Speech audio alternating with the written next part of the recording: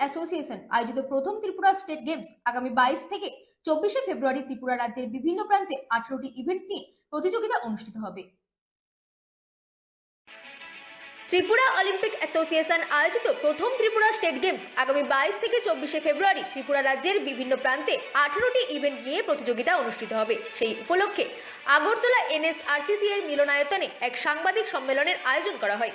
সাংবাদিক সম্মেলনে উপস্থিত ছিলেন টুর্নামেন্ট কমিটির ডিরেক্টর শ্রী রতন সাহা সহ টুর্নামেন্ট কমিটির অন্যান্য বিশিষ্ট ব্যক্তিগণ। ব্যুরো রিপোর্ট, রাত-দিন নিউজ নেটওয়ার্ক।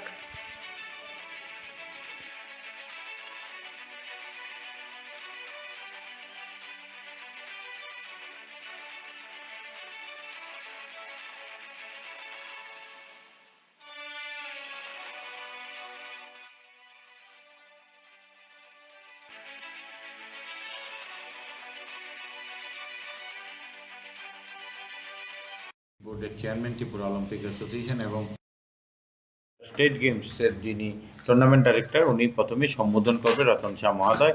আজকে এখানে উপস্থিত আছেন আমাদের ত্রিপুরা অলিম্পিক অ্যাসোসিয়েশনের ট্রেজারার তথা এই যে কমিটি হয়েছে অর্গানাইজিং কমিটি ফাইন্যান্স কমিটির চেয়ারম্যান রতন দাস মহোদয়। এই সাইডে আছেন যে আমাদের মিডিয়া কমিটি আছে যেটা অ্যাডভাইজারি কমিটি, ওইটার জয়েন্ট কনভেনার সুপ্রভাত দেবনাথ। এদিকে আছেন আমাদের সিসি যেটা অ্যাসিস্ট্যান্ট চিফ কোঅর্ডিনেটর অপুরায় মহোদয় এবং চিফ কোঅর্ডিনেটর পাইমং স্যার মহোদয়, ভাইস প্রেসিডেন্ট আমাদের ত্রিপুরা অলিম্পিকের সমীর দাস, সদস্য সমীর কুমার দাস। ওইদিকে আছে আমাদের টুটন।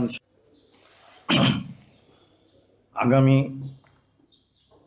22, 23, 24 তারিখ আমরা প্রথমবারের মতো স্টেট গেম করতে যাচ্ছি এবং 18টা ডিসিপ্লিন নিয়ে আর তিনটা ডিস্ট্রিক্ট নিয়ে, একটা বেলুনিয়া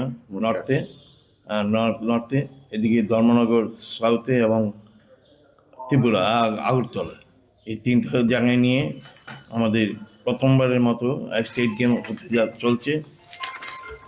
22 তারিখ এটা ওপেনিং হবে দশরথ দেব স্টেডিয়ামে। এখানে প্রায় 3000 ক্রীড়া ব্যক্তিত্ব এবং খেলোয়াড়রা এবং অন্যান্যরা উপস্থিত থাকবে এবং বর্ণাঢ্য অনুষ্ঠান দিয়ে আমরা শুরু করতে যাচ্ছি।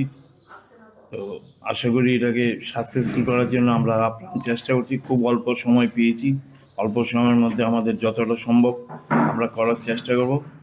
প্রথমবার কিছু ভুল ত্রুটি হতেই পারে, তো সবাইকে অনুরোধ করবো আপনারা সহযোগিতা করুন, এটা আগামী দিনে যাতে আরও বড় করে করতে পারি। এবার প্রথমবার জায়গা এবং মাঠের সংকলনের জন্য আমরা খেলাটাকে পিছিয়ে দিয়েছি, অন্যান্য জায়গায় করছি। আমাদেরও ইচ্ছে ছিল, আমাদের কমিটির ইচ্ছে ছিল একই জায়গায় সব গেম করা, কিন্তু আমাদের থাকার জায়গার অভাবে মানে এতগুলো প্রায় 3000 ছেলে মেয়েকে রাখা আমাদের পক্ষে আগরতলা শহরে খুবই কঠিন ব্যাপার ছিল, যার জন্য আমরা খেলাগুলোকে পিছিয়ে দিয়ে বিভিন্ন জায়গায় পাঠিয়ে দিয়েছি।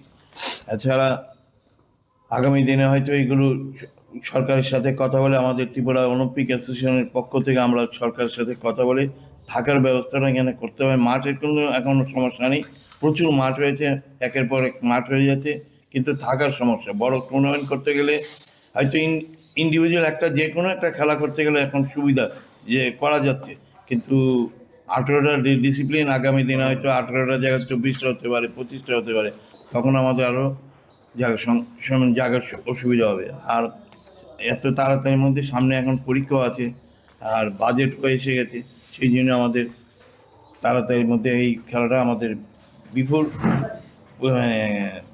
পরীক্ষার আগেই আমাদের খেলাটা শেষ করতে হবে, নাহলে বাজেট আমাদের 31 মার্চ পেরিয়ে যাবে, তখন আবার আমরা করতে পারবো না। তার জন্য আমরা এটা করছি। আর আপনারা সকল ত্রিপুরাবাসীকে বলবো, ঐতিহাসিক যে প্রথমবারের মধ্যে যে হতে চলছে, সেখানে যেন সকল ত্রিপুরাবাসীর যারা ক্রীড়ামোদী এবং অন্যান্য যারা আছেন তারা যেন সেদিন উপস্থিত থাকে।